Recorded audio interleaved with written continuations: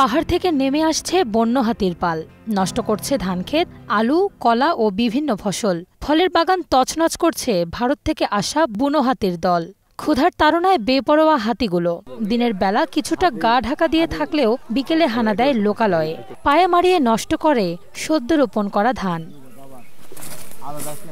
কয়েক সপ্তাহ ধরে প্রায় ৪০টি হাতির অত্যাচারে অতিষ্ঠ জামালপুর বকশীগঞ্জ উপজেলার সীমান্তবর্তী ধানুয়া কামালপুর ইউনিয়নের বালুরচর গ্রামের মানুষ আতঙ্কে গ্রামবাসী নির্ঘুম রাত কাটাচ্ছেন। সোমবার রাত থেকে মঙ্গলবার ভোর পর্যন্ত গ্রামটিতে ছিল এই হাতির পাল। চোখের সামনেই নষ্ট করছে কষ্টে বোনা কৃষকের স্বপ্নের ফসল। সম্প্রতি বসতবাড়িতে হামলার চেষ্টা করলে তা প্রতিহত করে স্থানীয়রা। গ্রামবাসীর হৈহুল্লোড়, মশালের আলো ও ঢাকঢোল পেটানোর শব্দে হাতির পাল ঘরবাড়িতে ঢুকতে পারেনি। রেকর্ড জমি ধান আমগর খায়া গেছে গা, এটি আমরা দেখছি। হাতি প্রায় ৩০-৩৫টা হাতি, বড় বড় হাতি, সাথে বাচ্চা আছে কয়েকটা। হাতি এই পাহাড় দিক দিয়ে নামিয়ে এলে ফসল খেতে খেতে খেতে খেতে আমরা নামদারে মুখ চলে যা। ওরা আঙ্গর ঘুম নাই, খাওয়া নাই।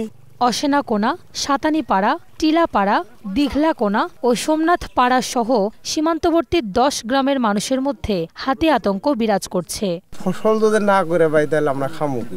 আবার ফসল যখন থাকে না তখন বাড়ি ঘরে যায় অত্যাচার। খুব তেজি হাতি এলে হাতির বড় যায় জানা তো যায় না, ক্ষেত খোলা খায় শেষ করছে, নাই নাগাতি খায় কি করছে। লাইটের প্রয়োজন, অনেক জিনিসের প্রয়োজন, এগুলো দিয়ে আগে তো মনে করেন মশাল জ্বালাইতে চলে যেত, কিন্তু এখন আগুন দেখেও তারা ভয় পায় না, মানে মানুষের দিকে আক্রমণ করে।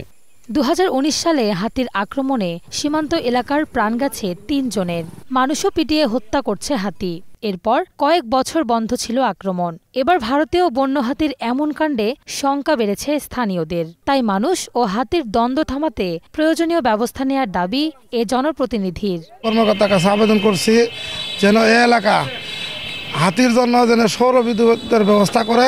আর কৃষকের তো অবস্থা খুব খারাপ, ফসল সব নষ্ট করে ফেলেছে, এই খায় শেষ করছে, মানুষ তো এখনো সহায় হয়ে আছে।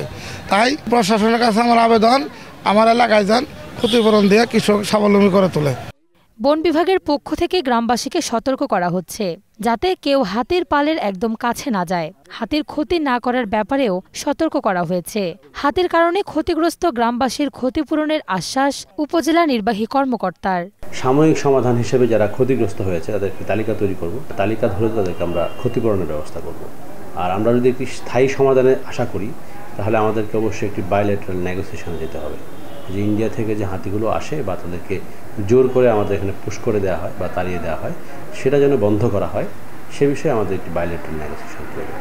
জনগণকে সাথে নিয়ে ইয়াটিকরণ করা হয়েছে। তারা আপনার হাতি আসলে মানুষকে সচেতন করে, তার যদি হাতি ক্ষতি করে সরকার তাদেরকে আবার ক্ষতিপূরণ দেয়। সমস্ত কার্যক্রমই আমাদের চালু আছে।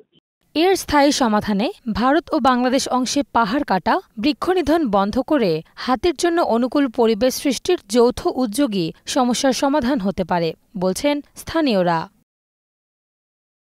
Desk report, star news.